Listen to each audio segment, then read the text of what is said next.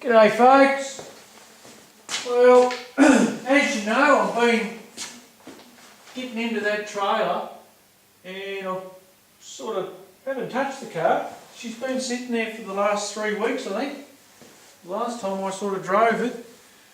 Yeah, she's just in dry dock at the moment, guys. I've just got the battery charger hooked up to it and I haven't even started the thing. I was actually going to get it going today, but I'm going to get it going the next few days, probably middle of the week, late of the week.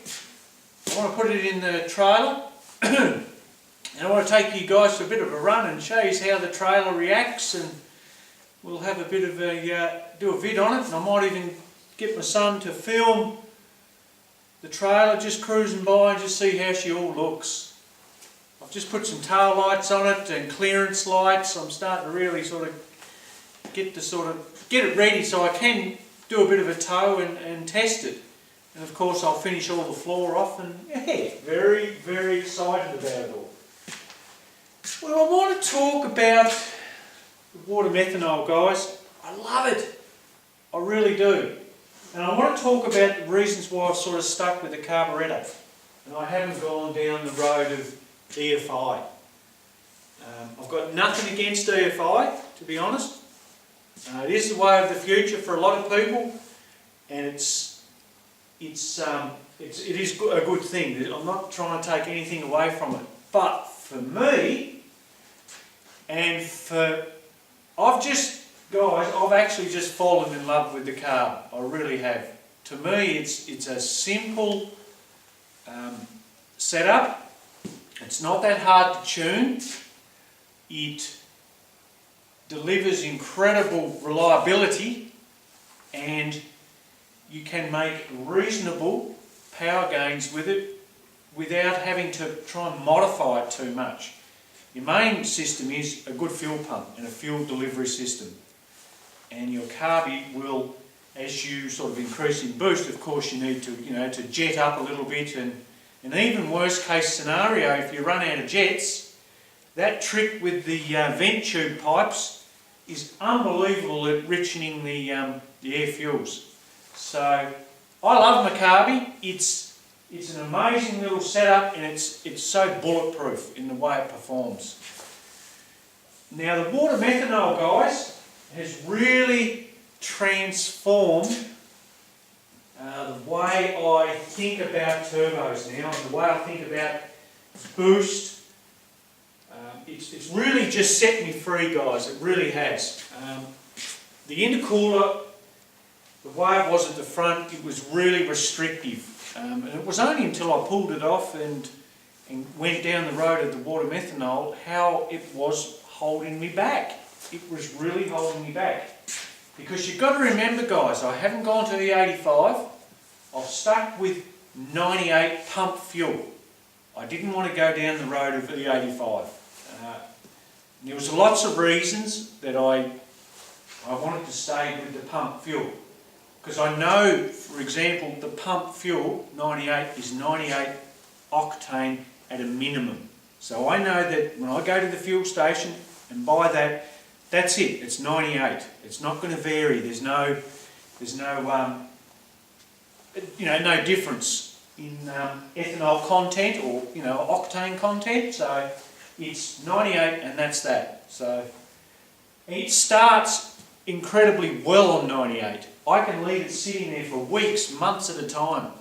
Hit the key, literally a few pumps on the throttle, it'll fire up and there's no issues. The water methanol, though, is my octane on demand, and that's what I love about it. It offers cruising around on the 98, don't need it. Anything up to 7 pounds of boost, she's happy. You don't need the water methanol. As soon as you get into it, it's there, and it offers so many benefits, that water methanol. It's actually just blown me away. It really has. In the way I can control detonation now, and really, I can really start to put some boost into this, as long as the engine hangs in there. But as far as a tune goes, it's very stable, guys. Now, what I like about this water methanol being a closed system.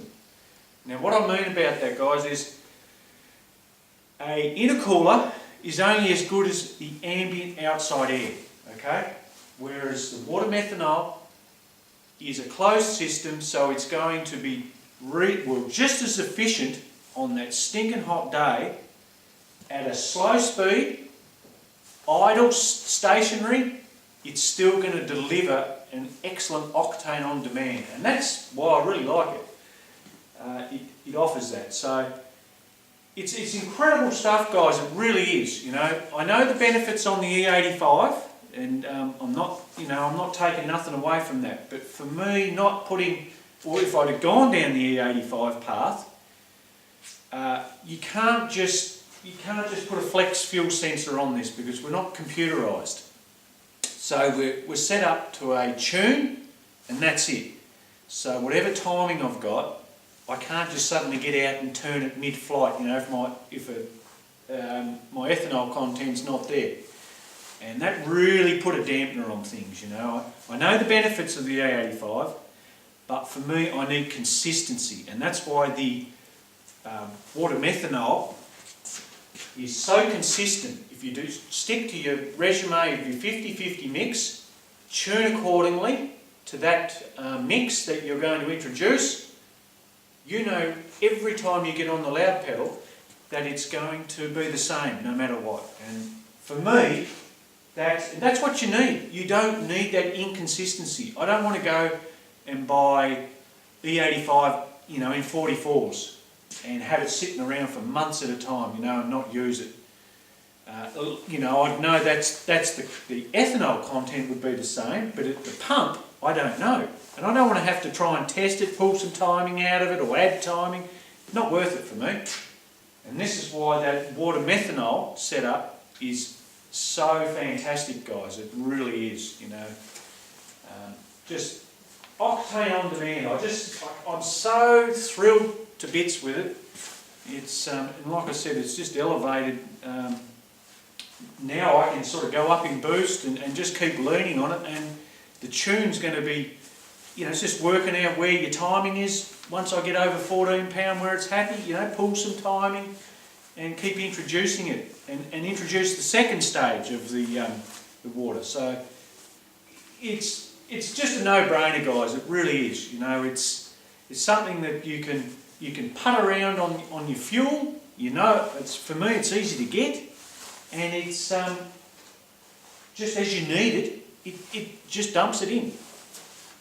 The benefits are there with the water. It does an amazing. I'm not sure if any of you guys are running E85, and I have heard that it does an excellent job at keeping your engine clean. Just throw in the comments, let me know that if your experience is, you know, it does it for you. But I know with the water, the 50-50 mix, and I've showed you in the vids the spark plugs, how incredibly clean they are. And I had a torch there, and I couldn't get it on camera for you guys. I was actually trying to get a camera shot, and the tops of the piston are unbelievable. They're just like new. It's just like a beautifully, as I'd cleaned them before I assembled the engine. And, you know, I've got those old plugs that I ran years ago. They're as black as anything. And pulled one of these plugs out.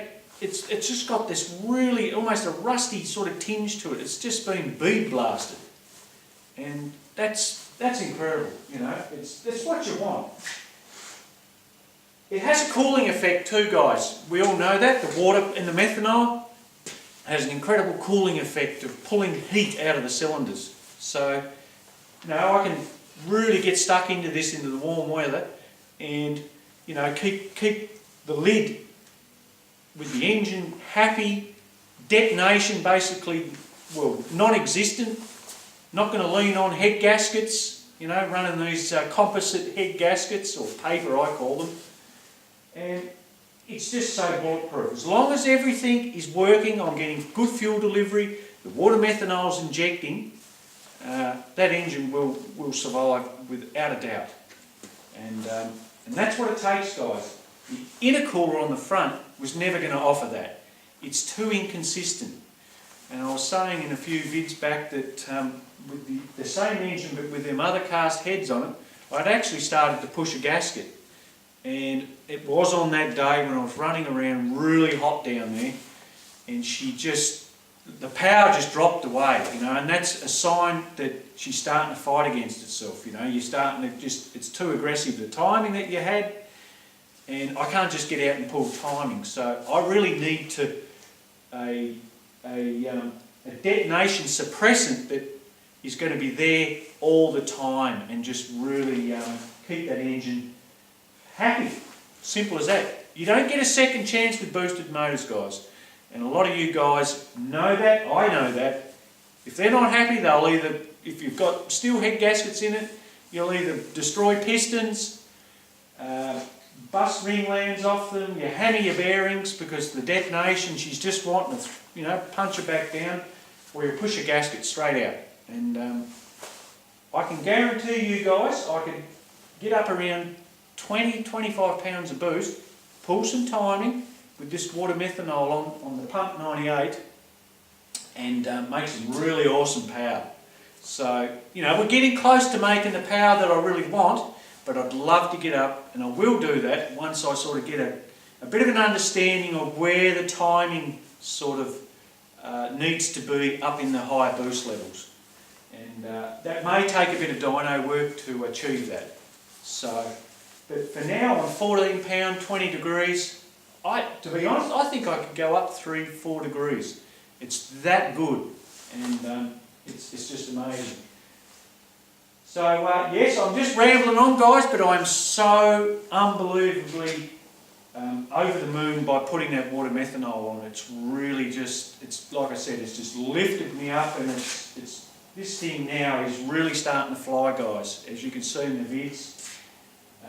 And I reckon with some really good tyres on it, it'll be just incredible. It's unbelievable. So yes, I'm definitely on the path of going in the right direction, and that's what it takes, guys. You've really got to be in tune with things. You know, if you want to really, whatever you're doing, drag racing, burnouts, or circuit racing on the street, you've really got to do the homework, guys. And a lot of you guys that the ones that are struggling a little bit, you just do the homework and learn about it, and that's what it was for me. You know, when I first started, look, to be honest, I had no idea about turbos, you know, 4.5-5 years ago. But in the short period of time that I've boosted this engine, I've learned so much, you know, and I'm still learning. I'm not done with it yet, guys. But there's one thing you've got to learn with a boosted motor is little steps. Don't get boost hungry, and I think that's one thing when you start to make power, and it's so easy to make power with a turbo. It really is. It gets a bit addictive, and it's easy to sort of pull a bit of time and whack a bit more boost into it. But there's a lot more going on. There's a point, I feel, over around 7 pound, and a general rule of thumb, but once you sort of get up over that 7 pound, it really starts to change, and that's when you've really got to have a really good fuel going in, whether it be E85 or the water methanol or things like that. So you've got to, because compression ratios affect, you know, certain boost levels, and it's just, there's a lot to think about and a lot to understand before you start getting too hungry with the old boost. But for me, I find that staying under that margin all the time, like I was saying, I reckon there's another at least 4 degrees you could add to that without even hurting it. So if we stay well under, and we are in those conditions that she starts to struggle a little bit, you're well in, you're not going to hurt it. Like I said, you're not going to start wanting to push a gasket and it's still happy. So for me, staying well under, maybe lose 50 horsepower, whatever it takes to keep it happy. So because you're always going to make plenty of horsepower with a turbo. I think if you were drag racing, you can bring the margin up a little bit closer, because you've only got that short burst of, you know, the quarter mile run. wouldn't want to be doing that with this around a racetrack, you know, like lap after lap, because it just sort of creeps in a little bit, the heat, and that's the killer. It's the killer for everything, is heat. If you can keep the heat at bay with your water temps, your oil, and your cylinders as it explodes, or as the combustion happens, if you can keep everything at a really safe level, well, then you've combated the old heat issue. So, and that's what it takes, the water methanol, to lift your octane, to act as a coolant, and yeah, you know, it just keeps everything working how it should at a controlled environment. And as soon as you lift that sort of level up, you start to get out of control, and things just go pear-shaped from then on. And it can spiral out of control really quickly too, guys. It doesn't take much at all. I mean, that time it happened for me, it was on the third lap, and then I knew that she was getting hot, you know, and I had one more lap to go, and I sort of kept on it, and the power, it felt like I actually had a hole in the charge pipe. To start with, I thought, gee, something's going on here, but I just wanted to get that lap done. No, it wasn't. It was just the power falling away, and obviously the fuel and the intercooler, it just wasn't enough, you know, the 98, it just spiraled out of control, the temps, and yeah. So that was a real learning curve for me with a boosted motor. So anyway, guys, I hope you like my little ramble and my rant. I'm going to do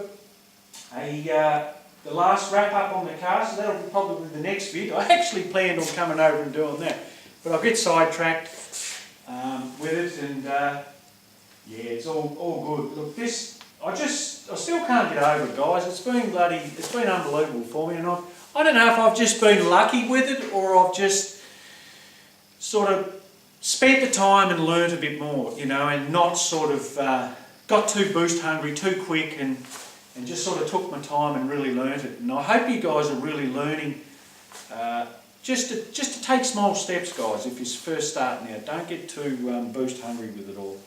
And you've really got to come at one with the engine, you know. You've always got to have good fuel pressure rising.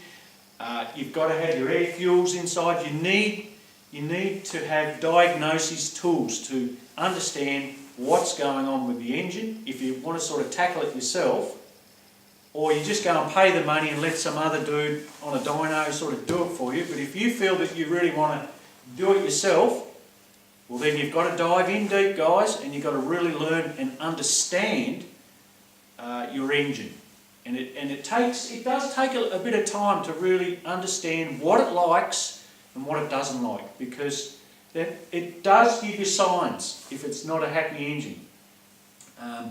If things start to go over that edge, and you're getting close to that margin, I keep saying of pushing the gasket, power drops away. That's a first sign, you know.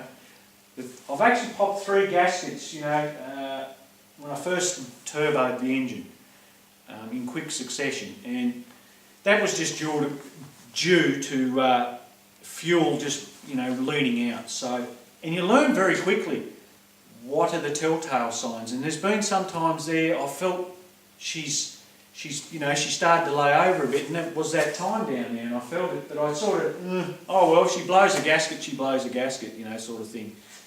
And yeah, and I sort of kept into it, but it wasn't until later when I pulled it apart, she started to egg one out. But you learn that as you go, and look, it's a fantastic thing when you can really understand the tune of your engine and understand all the workings of it. Well, then you're not going to make many mistakes, guys, because blowing engines up, it gets expensive, and it's disheartening too. And if you do it 2 or 3 times trying to achieve what you're trying to achieve, but you just keep popping motors, we're not learning. So that's where you've sort of got to go out and take responsibility for yourself and really understand what it's all about deep. Or go and pay the money to the dude and just wipe your hands clean with it. It's as simple as that. Alright folks, well that's enough of my little bit of rambling. I'm putting the tail lights on the old trailer, and she's starting to really, I think I said that earlier on, but she's really coming together and it's looking really nice. So I'll do an update when I load the car up and do that do the old little drive with it and show you guys. But yes, she's sitting there, she's just ready to hit the key and fire up, and yeah. But we will be going to Baskerville soon, guys, probably in the next 4 weeks. So in October I'm taking it down. I'm not doing this this round at Simmons. The trailer's just, I don't want to be rushed with it, but it's looking like Baskerville's the go, and we'll give this a bit of a lash down there.